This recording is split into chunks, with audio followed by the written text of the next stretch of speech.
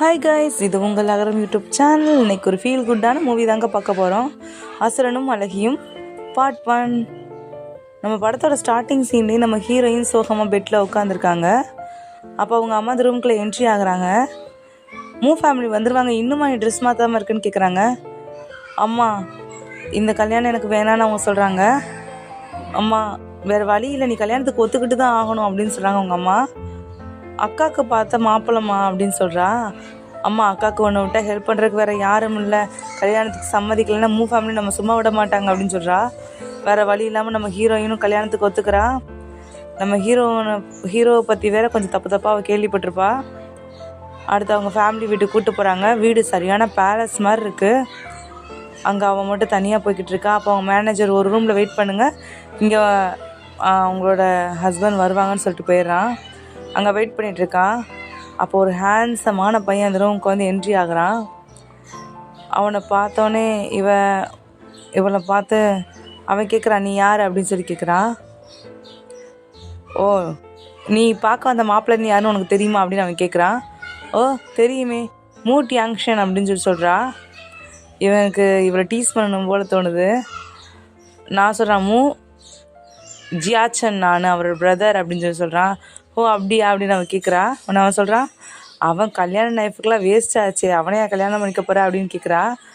நீங்கள் உங்கள் பிரதரை பற்றி இப்படி தப்பாக பேசக்கூடாதுன்னு உடனே அவன் கோபமாக சொல்கிறான். அவன் இவளை டீஸ் பண்ணலான்னு முடிவெடுத்து அவளை கட்டில் தள்ளி விட்டுட்டு, நான் அவனை விட நல்லா இருப்பேன், முயற்சி பண்ணி பார்ப்போமா அப்படின்னு கேட்குறான். இதான் உனக்கு ஃபஸ்ட் டைம் நினைக்கிறேன்ட்டு சப்புன்னு நம்ம ஹீரோயின் அவன் கண்ணத்தில் ஒன்று விட்டு, வெளியில் போ, உன்னோட பிரதருக்கே நீ துரோகம் பண்ணுற அப்படின்னு சொல்லிட்டு அவள் சொல்கிறான். ஹீரோயினே, இது வரைக்கும் எந்த பொண்ணுமே கை நீட்டி அடித்ததில்ல, நீ தான் என்னை ஃபஸ்ட் டைம் அடிச்சிருக்க உடனே அப்படின்னு சொல்லிட்டு அவளை திரும்பியும் தள்ளி விடுறான். அவளோட கண்ணாடி கண்டு விழுந்தோடனே அவன் முகம் அப்படியே கண்ணழகில் அப்படியே மயங்கிடுறான் நம்ம ஹீரோ. கொஞ்சம் நேரத்தில் அப்படியே அவன் வெளில வந்துடுறான். இந்த பொண்ணு நினைக்கிறான், அவனா ரூம்குள்ளே வந்தான், அவனோட பிரதர்னு சொன்னால் இவன் யாருன்னே தெரில, தப்பாக வேற பிஹேவ் பண்ணுறான், என்னடா நடக்குது இந்த வீட்டில் அப்படின்னு சொல்லிட்டு ரொம்ப சோகமாக இருக்கான் நம்ம ஹீரோயின். வெளியில் வந்த பாஸை பார்த்த மேனேஜர், சார் கன்னத்தில் என்ன அப்படின்னு கேட்குறான். கதவு மோதிருச்சு அப்படின்னாரு. மேனேஜர் மனசுக்குள்ளே நினச்சிக்கிறான், கதவு மோதுனா 5 விரல் எப்படி கன்னத்தில் வரும்? பாஸ் ஏதோ அந்த பொண்ணுகிட்ட தப்பாக பண்ணியிருக்காரு, பொண்ணு பலான்னு ஒன்று விட்டுருச்சு போல இருக்குன்னு நினச்சிக்கிட்டு, பாஸ் நீங்கள் கேட்ட அந்த பொண்ணோட ஃபைல் இருந்தா இருக்குது அப்படின்னு சொல்லி கொடுக்குறான். அதில் அந்த பொண்ணை பற்றி நிறையா டீட்டெயில்ஸ்லாம் போட்டிருக்கு. அவள் ஒரு முட்டாள், அவளை பற்றி இன்னும் டீட்டெயில்ஸ் விசாரிச்சிட்டு வா அப்படின்னு சொல்லிட்டு அவன்கிட்ட ஃபைலை கொடுத்து அனுப்பி விட்றான். பாஸ் ரொம்ப வெளில போயிடுறாரு. அடுத்த நாள் மார்னிங் ஆகுது. பிரேக்ஃபாஸ்ட்டுக்காக அந்த பொண்ணை மேனேஜர் கூப்பிட்டு விட்றாங்க. பிரேக்ஃபாஸ்ட் சாப்பிட அந்த அம்மா டைனிங் ஹாலுக்கு வந்ததுக்கப்புறம் நம்ம சியாச்சனும் வந்துடுறாரு. பிரேக்ஃபாஸ்ட் எடுத்துக்கோமா, நீ தான் என்னோட விருந்தாளி இன்னைக்கு அப்படின்னு சொல்லி சொல்கிறான். எனக்கு பசிக்கலை, உங்கள் பிரேக்ஃபாஸ்ட்டுக்கு நன்றி அப்படின்னு சொல்கிறா. மேனேஜரை பார்த்து, உங்கள் பாஸ் எங்கே மூட் யாங்ஷன் அப்படின்னு சொல்லி கேட்குறா. அவன் டக்குன்னு ஹீரோவை திரும்பி பார்க்குறான். ஹீரோ கொஞ்சம் ஜாடையெல்லாம் காமிக்கவும் புரிஞ்சுக்கிட்டு அவர் ஹாஸ்பிட்டலில் இருக்கார், அவருக்கு முடியலை அப்படின்னு மேனேஜர் போய் சொல்லிடுறான். ஓ, அப்படி அவரை நான் போய் பார்க்கலாமா ஹாஸ்பிட்டல் அப்படின்னு கேட்குறா. இல்லை இப்போ பார்க்குறது சரியாக இருக்காது, அவரே வருவார் அப்படின்னு சொல்லி சமாளிச்சிட்றான். அடுத்து அவன் சொல்கிறா, எங்கள் வீட்டுக்கு நான் கொஞ்சம் போகணும், என்னை கூப்பிட்டு போக முடியுமான்னு சொல்லிட்டு மேனேஜர்கிட்ட கேட்குறா. அவன் சொல்கிறான், ஏம்மா நீ தான் என் விருந்தாளி, என்கிட்ட கேட்டால் நான் கூப்பிட்டு போக மாட்டேன். ஹீரோ சொல்கிறான், நான் உன்னை கூப்பிட்டு போகிறேன், அதுக்கு முன்னாடி பிரேக்ஃபாஸ்ட் சாப்பிடுன்னு சொல்லி டக்குன்னு உட்கார வச்சு பிரேக்ஃபாஸ்ட் சாப்பிட சொல்கிறான். இவளுக்கும் வேறு வரியே தெரியல, அந்த பிரேக்ஃபாஸ்ட் சாப்பிட்றா. இவன்ட்டு கொஞ்சம் தள்ளியே நின்றுக்கணும், இருந்தாலும் நம்ம வீட்டுக்கு தானே போகிறோம், ஜஸ்ட் கொண்டு போய் தானே விட போகிறான் அப்படின்னு நினச்சிக்கிட்டு அவங்களோட காரில் ஏறி அவங்க வீட்டுக்கு போகிறான். வீட்டில் போய் சரி கார்லேருந்து இறங்கலான்னு போகும்போது அவன் சொல்லுவான், ஏம்மா உனக்கு கஷ்டப்பட்டு உன் வீட்டில் கொண்டு வந்து விட்டுருக்கேன், ஒரு தேங்க்ஸ் கூட சொல்ல மாட்டியா உன் கசினுக்கு அப்படின்னு சொல்லி கேட்குறான். அவன் தேங்க்ஸ்ன்னு சொல்கிறான். உனக்கு தேங்க்ஸ் கூட சரியாக சொல்ல வராதா, இரு நானே உனக்கு தேங்க்ஸ் சொல்கிறேன் அப்படின்னு சொல்லிட்டு அவள் கண்ணாடி அவுத்து ஒரு கிஸ் பண்ணிடுறான். அவள் ஷாக் ஆகிடுறான். அவன் சொல்கிறான், இந்த மாதிரி கண்ணாடிலாம் வந்தால் எத்தனை தடவை வேணால் தேங்க்ஸ் சொல்லலாம் அப்படின்னு சொல்கிறான். அவள் டக்குன்னு காரை விட்டு இறங்கிடுறா. உள்ளேருந்து அவங்க அம்மா வராங்க. சியான் நனுவான் யார் கூட வந்திருக்க அப்படின்னு சொல்கிறான். அவன் ஒன்று சொந்தக்கார பொண்ணுன்னு சொல்கிறான். அப்போ அவன் யார் அப்படின்னு கேட்குறான். அவங்க ஃபேமிலியோட கசின் அப்படின்னு சொல்கிறான். ஏமா ஃபஸ்ட்டு நாள் வீட்டுக்கு வரப்போ வருவியா, நீ சியாச்சன் குடும்பத்தோட பெருமையை குறைச்சிருவ போல இருக்குது அப்படி இப்படின்னு சொல்லி திட்டுறாங்க. அவளுக்கு என்ன செய்யனே தெரியல. அவங்க அம்மா சப்புன்னு வேற ஒன்று விட்டுறாங்க. இப்படி மாதிரி என் குடும்பத்தோட பெருமையெல்லாம் நீ குறைக்கக்கூடாதுன்னு அவன் நினைக்கிறா. குடும்பத்தோட பெருமைன்னு சொல்லி ஏற்கனவே நம்மளை மொத்தமாகவே என்னமோ பண்ணிட்டாங்க. அந்த ஹீரோவை கூட நம்ம இன்னும் பார்க்கல, இவன் யாருன்னே தெரில, இவன் கொண்டு வந்து ட்ராப் பண்ணிட்டு போகிறான். ரொம்ப ஃபீலிங்ஸ் ஆகிடுது. அப்போ அவங்க அக்கா வரா, ஏம்மா நம்ம குடும்பத்தோட கௌரவத்தை நீ இப்படியா காப்பாற்றாமல் போகிறது அப்படின்னு கேட்டுக்கிட்டே வரா. அவளை பார்த்தானே இவளுக்கு சும்மா பற்றிக்கிட்டு வருது. ஃபீலிங்ஸ் எல்லாம் மனசுக்குள்ளே வச்சுக்கிட்டு அவளை பார்த்துட்ருக்கா. உன்னை விடவா நான் இந்த குடும்ப பெருமையை கெடுத்துட்டேன்னு சொல்லி நம்ம ஹீரோயின் சொல்லும். ஆமாம் பாருங்க இவ எதிர்த்து பேசுகிறா என்னையா அப்படின்னு சொல்கிறான். ஓ செல்லக்குட்டி, அக்கா அப்படி சொல்ல, சாரி சொல்ல அப்படின்றா. நான் எதுவும் சொல்ல மாட்டேன் அப்படின்னு சொல்லிட்டு நம்ம ஹீரோயின் கோச்சிக்கிட்டு ரூம்குள்ளே போயிடுறா. இவன் வெளியில் வந்து பார்க்குறான். நீங்கள் யார் அப்படின்னு கேட்குறான். அந்த ஹீரோவை பார்த்து அவன் சொல்கிறான், நான் மூ சியாச்சன். ஓ அவர் நீங்கள் பிரதரா, நீங்கள் கொஞ்சம் வரீங்களா, உள்ளே நம்ம பேசிக்கிட்டு இருப்போம். எங்கே நனுவான் அப்படின்னு கேட்குறான். அவன் ட்ரெஸ்லாம் பேக் பண்ண போயிருக்கா அப்படின்னு சொல்லி சொல்கிறான். அப்போ நம்ம ஹீரோ காரில் கண்ணாடியில் பார்க்குறான். 2 பேரும் அவங்கள ஃபாலோ பண்ணி வர மாதிரி தெரியுது. அவன் ஏதோ விரிதம் நடக்க போகுதுன்னு தெரிஞ்சுட்டு டக்குன்னு காரை எடுத்துறான். அவளுக்கு கோவமாயிருது. ஓ கொஞ்சம் நேரம் கூட பேசுகிறான்னு பார்த்தா ஓடிட்டானே அப்படின்னு சொல்லி நினச்சிட்டே இருக்கும்போது பின்னாடி நம்ம ஹீரோயின் அவங்களோட ரூமில் உள்ள வேஸ்ட்டெல்லாம் எடுத்துகிட்டு வந்து டஸ்ட்பினில் போடலான்னு போயிட்டுருக்கா. அப்போ யாரோ டக்குன்னு கன் ஷாட் சவுண்ட் கேட்குது. இவர் சாக்காய் திரும்பி பார்க்கும்போது ஒருத்தர் கண்ணை எடுத்துகிட்டு வந்து ஒரு தலையில் வச்சிடுறாரு. இவர் சாக்காய் இருக்கும்போதே அவர் சொல்கிறாரு, சீக்கிரம் வா போகணும் எங்கேயாவது ஒழியணும் அப்படின்னு சொல்லும்போது அவள் திரும்பி பார்க்குறா. அது மியூ சியாச்சன் அப்படின்றா. அவன் டக்குன்னு ஒழிஞ்சுக்கிறான். அவளை கூப்பிட்டு போய் பார்த்தா பின்னாடி இருந்து 2 பேர் சுடுறதுக்காக அவனை தொடர்ந்து தேடிட்டு இருக்காங்க. இவங்க ஒழிஞ்சுக்கிட்டதுனால அவங்க பார்க்கல, அவங்க ஓடிடுறாங்க. ஆனால் சியாச்சனை ஏற்கனவே சுட்டுருக்காங்க. அவன் பிளட்டாக வருது. ஹீரோயின் உடனே அவங்க வீட்டுக்குள்ளே கூப்பிட்டு போய் அவனை உட்கார வைக்கிறான். உட்கார வச்சுட்டு இருங்க நான் ஆம்புலன்ஸுக்கு கால் பண்ணுறேன் அப்படின்னு சொல்கிறான். அவன் சொல்கிறான், ஆம்புலன்ஸ்லாம் வேணாம், நீ இருக்கிற வரைக்கும் எனக்கு எதுவும் ஆகாது அப்படின்னு சொல்லி ரொமான்டிக்காக பார்க்குறான். அவள் டக்குன்னு அவனை தள்ளி விட்டுட்டு இருங்க நான் ஆம்புலன்ஸ் கால் பண்ணி டக்குன்னு வர சொல்கிறேன்டா. இல்லை ஆம்புலன்ஸ்லாம் வேணாம், எனக்கு சிசரு, தண்ணி, கொஞ்சம் துணி இதெல்லாம் கொண்டு வா. என்னது நீங்கள் புல்லட்டை எடுக்க போகிறீங்களா, நீங்களே வா. ஐயோ என்னாலாம் முடியாது அப்படின்னு சொல்லி கத்துறா. இல்லை நான் சொல்கிற மாதிரி செய்ய எடுத்துடலான்னு சொல்கிறான். சரி அவங்க சொன்ன இடத்தெல்லாம் எடுத்துகிட்டு வரா. அவர் சொன்ன மாதிரி மெதுவாக அந்த காயத்துக்கு அந்த புல்லட் எடுக்கிறதுக்கு ட்ரை பண்ணுறா. அவளுக்கு அப்படி கையெல்லாம் நடுங்குது. அவன் கையை பிடிச்சிட்டு நீ இருக்கிற வரைக்கும் என்னை யாரும் எதுவும் பண்ண முடியாது, நீ கண்டிப்பாக என்னை காப்பாற்றிடு அப்படின்னு சொல்லி நம்பிக்கை தரான். அவளும் சரின்ட்டு மெதுவாக அந்த புல்லட்டை எடுத்துடுறா. புல்லட்டை எடுத்து டேபிளில் வச்சோன்னே தான் அவளுக்கு உசுரே வருது. அவனை பார்த்து இருங்க இந்த காயத்துக்கு நான் பேண்டேஜ் ஒட்டி விட்றேன்னு சொல்கிறா. உங்களுக்கு வலிச்சிச்சுன்னா நீங்கள் கொஞ்சம் சொல்லுங்கள் அப்படின்னு சொல்லிட்டு அவளே பார்த்து பதட்டமாகி கை நடுங்கிக்கிட்டே அந்த பேண்டேஜெல்லாம் போட்டு விட்றா. அப்புறம் கொஞ்சம் ப்ரிஸ்கிரிப்ஷன்லாம் எழுதி கொடுக்குறான். அதை போய் உடனே மெடிக்கலில் வாங்கிட்டு வான்னு நம்ம ஹீரோயினும் வேகமாக ஓடி போய் அதுக்கு தேவையான மருந்தெல்லாம் போய் மெடிக்கலில் வாங்கிட்டு வந்து ஓடி வரான். வந்து அவனுக்கு காயத்தில் எல்லாத்தையும் போட்டு விட்றான். அவன் வச்ச கண்ணு வாங்காமல் நம்ம ஹீரோயினை பார்த்துக்கிட்டு இருக்கான். அப்போ டக்குன்னு நம்ம ஹீரோ அவளுக்கு கிஸ் பண்ணிடுறான் திரும்பவும். அப்போவும் சொல்கிறான், இந்த கண்ணாடி கொஞ்சம் அலோவ் பண்ண மாட்டேங்கன்னு அவன் விலகிக்கிறா. மூச்சியாச்சன், நான் வந்து உங்கள் கசின், நீங்கள் என்னை மரியாதையாக நடத்தணும், நீங்கள் உடனே ஆம்புலன்ஸ் கால் பண்ணுங்கள், நீங்கள் போங்கன்றான். அவன் ஆம்புலன்ஸ் கால் பண்ண மாட்டேன்னு சொல்லி கண்ணை மூடிட்டு ஒழுங்கெல்லாம் காமிக்கிறான். இவளுக்கு ஒரு மாதிரி இரிட்டேட்டிங் ஆகுது. வேறு வழியும் இல்லை. கோவமும் அப்படியே டக்குன்னு அங்கேருந்து கிளம்பி கிச்சனுக்கு போயிடுறா.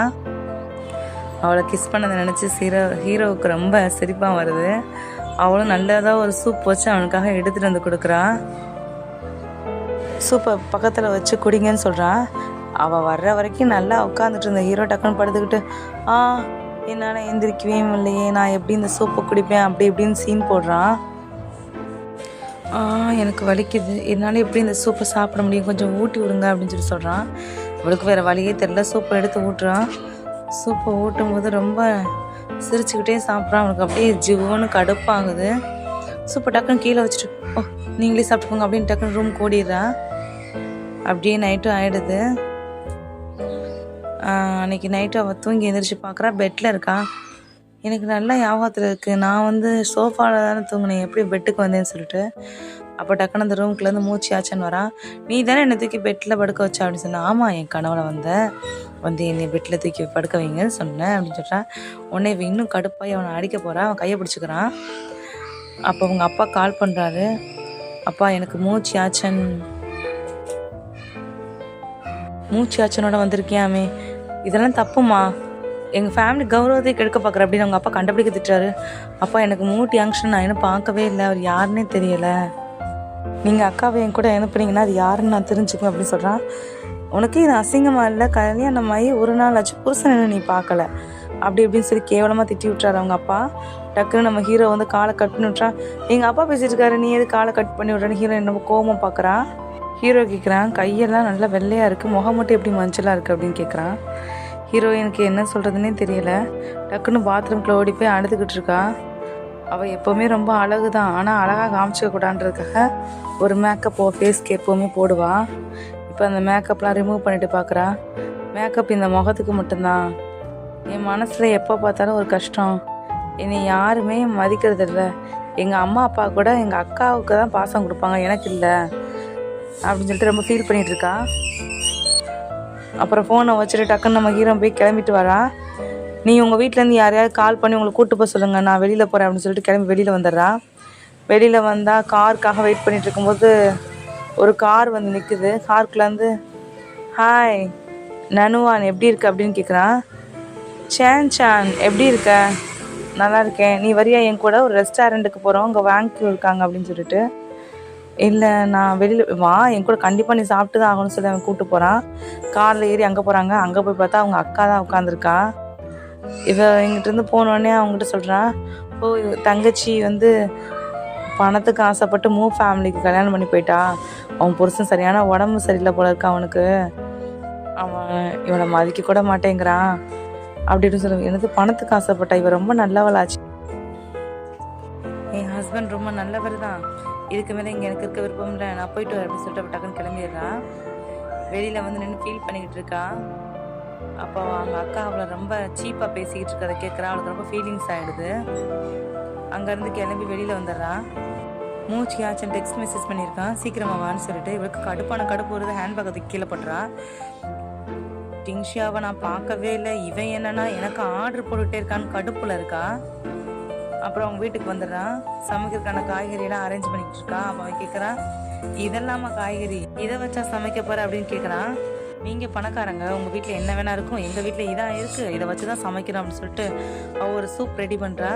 சூப்பை ரெடி பண்ணி கொண்டு வந்து அவன்கிட்ட கொடுக்குறான். டேஸ்ட் நல்லா இருக்கு அப்படின்னு கேட்குறான். ஹீரோக்கு அந்த சூப்பு குடிச்சிட்டு இருக்கும்போதே அவங்க அம்மாவோட ஞாபகம் வந்துடுது. டக்குன்னு, ஏன் நம்ம சூப்பு நான் அவ்வளோ டேஸ்ட் ஆகிடல, டக்குன்னு இங்கே வெளில வச்சுட்டு ஓடி போயிட்டான் அவன். இவளுக்கு ஒரு மாதிரி ஆகிடுது, ஏன் திடீர்னு சூப்பை வச்சுட்டு போயிட்டான் அப்படின்னு யோசிச்சுக்கிட்டு இருக்கா. அவனுக்கு அவங்க அம்மா ஞாபகம் வந்துடுது. சின்ன வயசில் ஓடி போய், அம்மா என்ன செஞ்சுருக்கீங்க இன்னைக்கு அப்படின்னு கேட்குறான். அவங்க அம்மா சொல்கிறாங்க, என் செல்லக்குட்டிக்கு பிடிச்ச சூப்பு தான் அப்படின்னு சொன்னான். ரொம்ப ஜாலியாக இருக்கான். அவனை கடத்திட்டு போய் வச்சு அவங்க அம்மா மிரட்டி ஒரு இடத்துக்கு வர வைக்கிறாங்க. நான் தான் வந்துட்டு என்ன, என் பையனை விட்டுருங்க அப்படின்னு சொல்கிறாங்க. சரின்னு சொல்லி அவங்க பையனை விட்டுறாங்க. அவங்க அம்மாவை கொண்டுறாங்க. அந்த நிகழ்வு அவன் மனசில் ஆறாத வடுவா பதிஞ்சு ரொம்ப சோகமாக இருக்கான். இந்த சூப் குடிச்சோன்னே அவங்க அம்மா ஞாபகம் வரவும் ரொம்ப சோகமாகி வெளியில் போயிடுறான். என்னாச்சுன்னு சொல்லி போய் கேட்குறான். ஒன்றும் இல்லை, நீ உள்ளே போ அப்படின்னு நம்மளை அனுப்பி விட்றான். அப்புறம் ஃபோன் வருது அவங்க வீட்டிலேருந்து. அவங்க அப்பா பேசுகிறாங்க, இன்றைக்கி நைட்டு அந்த பொண்ணை நம்ம வீட்டுக்கு டின்னருக்கு கூட்டுவான்னு சொல்லிட்டு. அவன் கட் பண்ணி விட்டு போயிடுறான். திரும்பி மேனேஜர் ஃபோன் பண்ணுறான். இந்த மாதிரி உங்கள் அப்பா வந்து பேசினாங்க, நீங்கள் பதில் சொல்லாமல் கட் பண்ணிட்டீங்களா, அந்த பொண்ணை நம்ம வீட்டுக்கு டின்னருக்கு கூப்பிட்டு வர்றதுக்கு உங்கள் அப்பா வந்து கண்டிப்பாக டின்னருக்கு நீங்கள் கூப்பிட்டு வரணும்னு சொல்கிறாரு அப்படின்னு சொல்லிட்டு இருக்கான். நீ அவர் காலை எதுவும் எடுக்காத அப்படின்னு சொல்லிட்டு அவள் போயிடுறான். ஹீரோயின் அவனை பார்த்துக்கிட்டே இன்னும் நின்றுட்டு இருக்கிறதே பார்த்து, என்னம்மா இன்னும் தேங்க்ஸ் வேணுமா அப்படின்னு சொல்லி உதட்டு தட்டி கேட்கவும் ஹீரோயின் குடுகுடுன்னு ஓடிடுறா. அப்புறம் ஹீரோவை கூப்பிட்டு போகிறதுக்கு ஒரு கார் வருது. காரில் அவங்க மேனேஜர் வந்திருக்காரு. பாஸ் இப்போ உங்களுக்கு எப்படி இருக்குது அப்படின்னு கேட்குறான். ஓ இப்போ எல்லாம் நல்லா தான் இருக்குது அப்படின்னு சொல்கிறான் அவங்க பாஸ். மிஸ்டர் மூ வந்து சொல்லியிருக்காரு, நீங்கள் அவர் நம்பர்லாம் பிளாக் பண்ணிட்டீங்களான்னு சொல்லிட்டு. அவரை வந்து உங்களை கால் பண்ண சொல்லி சொன்னார். பார்த்துக்கிறேன் அப்படி சொல்கிறான். நான் வந்து மூவோட அப்பா பேசுகிறேம்மா, நீ இன்னைக்கு நைட்டு டின்னருக்கு வரணும் அப்படின்னு சொல்லி கூப்பிட்றான். இவ்வளோ அவங்க வீட்டுக்கு டின்னர் போடுறான். ரொம்ப பணக்காரங்க வீடு, ரொம்ப இதாக இருப்பாங்க அப்படின்ட்டு உள்ளே போனால் அவர் ரொம்ப அமைதியாக இருக்கார். வாமா, உன்னை பார்த்தல ரொம்ப சந்தோஷம், எங்கள் குடும்பத்துக்கு ஏற்ற பொண்ணு தான் நீ உன்னை வந்து நான் என் மருமகளாக பார்க்கல, மகளாக பார்க்குறேன் அப்படின்னு சொல்லி சொல்கிறா. இப்போ மூட் யங்ஷன் என்னை பார்க்கவே இல்லை, ஆனால் அவங்க அப்பா என்னை மகளாக பார்க்குறாரு அப்படின்னு சொல்லி ரொம்ப ஹாப்பி ஆயிரா. நீ இங்கே வந்ததுக்கு எனக்கு ரொம்ப சந்தோஷம் அப்படின்னு சொல்கிறா. இவளும் நன்றின்னு சொல்கிறா. ரொம்ப நல்ல பையன், அவன் ரொம்ப அமைதியானவன், நீ என்னை அப்பானே கூப்பிடுமா அப்படின்னு சொல்கிறான். அந்த பொண்ணு ரொம்ப நன்றி சொல்கிறா. அவங்க அம்மா இறந்ததுல இருந்தாமா அவன் கொஞ்சம் ஒரு மாதிரி ரூடாக மாறிட்டான், நீ தாம்மா அவனுக்கு எல்லாமே ஆறுதலாக இருக்கணும்னு சொல்லவும் அவனும் சரிங்கிறா. நானும் அவளை எவ்வளவோ எங்கள் கூட வந்து இருந்தால் கூப்பிட்டு பார்த்தோம், அவன் வரமாட்டேங்கிறான், அந்த பழைய வீட்டுக்கே அவன் போய் தனியாக இருக்கான் அப்படின்னு சொல்லி ரொம்ப சுகமாக பேசிக்கிட்டு இருக்காரு. சரிம்மா நான் உன்னை அப்புறமா பார்க்குறேன் அப்படின்னு சொல்லி அவர் சொல்கிறாரு. அவனும் சரி நான் வரேன் சார் அப்படின்னு சொல்லிட்டு கிளம்பி போயிடுறான். வெளியில் போய் அவள் யோசிச்சுக்கிட்டு இருக்கான். மூட்டி ஆங்ஷியும் என்னை பார்க்கவே இல்லை, ஆனால் அவங்க அப்பா என்னை அவங்க மகளாக நினைக்கிறாரு, என்ன கொடுமைடா அப்படின்னு யோசிச்சுக்கிட்டே வரான். இவங்க குடும்பத்துக்குள்ளே என்ன தான் பிரச்சனை இருக்குமோ. அப்போ மேனேஜர் வந்து ஹீரோயினை கூப்பிட்டு போயிட்டு அவங்க வீட்டுக்கு கூப்பிட்டு போய் விடுறான். அங்கே மாஸ்டர் உங்களுக்காக வெயிட் பண்ணிட்டு இருக்கான்னு கூப்பிட்டு போகிறான். அங்கே போனால் ஒருத்தன் பின்னாடி திரும்பி உட்காந்துருக்கான். நம்ம ஹீரோவோட முகத்தையே காமிக்க மாட்டேங்கிறாங்க. நீங்கள் தான் மூட்டி ஆங்ஷனா அப்படின்னு கேட்குறான். ஆமாம் நீ யார் அப்படின்னு சொல்லி கேட்குறான். நான் தான் உங்களுக்கு பார்த்துருக்க பொண்ணு அப்படின்னு சொல்லி சொல்கிறான். சரி சரி நீ போய் அங்கே போய் வெயிட் பண்ணு, நான் உன்னை அப்புறம் பார்க்குறேன்ட்டு போயிடுறான். இவரும் பேசி எப்படியாவது அவன் முகத்தை பார்த்துடலான்னு பார்க்குறான். அசையவே மாட்டேங்கிறான் அவன். சரின்னு சொல்லிட்டு நம்ம ஹீரோயினும் கிளம்பி போயிடுறா. இதோட நம்ம கதையோட பார்ட் 1 முடியுது. அசுரனும் அழகியும் பார்ட் 2க்கு வெயிட் பண்ணுங்கள். Bye guys. என்னோட இந்த ஸ்டோரி உங்களுக்கு பிடிச்சிருந்தா லைக் பண்ணுங்கள், ஷேர் பண்ணுங்கள், சப்ஸ்கிரைப் பண்ணுங்கள். தேங்க்யூ.